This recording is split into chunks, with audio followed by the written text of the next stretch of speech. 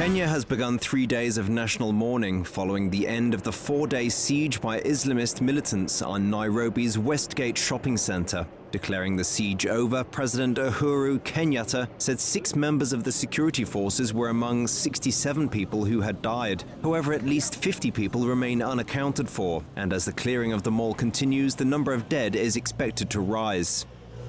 Meanwhile, medics and survivors of the Westgate Mall have been recounting their terrifying experiences. He sustained quite a number of injuries.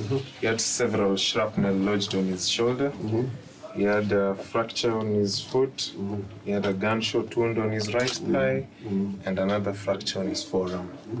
As long as we're giving out good news to the world that Kenya is at peace, this can happen to any country, anytime.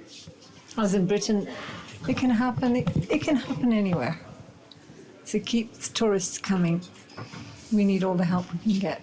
Other witnesses to the Kenyan shopping centre massacre told Kenyan media that a woman who spoke English was one of the attackers. The alleged involvement of British and Americans was confirmed by Kenyan officials and came as British counter-terrorism officials attempted to establish whether any British citizens were involved in the attack and whether or not Samantha Luthwaite, already wanted for terror offences in Kenya, commanded the killers. Luthwaite, dubbed the White Widow by much of the media, is the widow of Jermaine Lindsay, one of the London 7/7 suicide bombers. A Muslim convert, she has no terrorism record in the UK, but is currently on the run from Kenyan police over alleged links to a terrorist cell that planned bombings along the country's coast.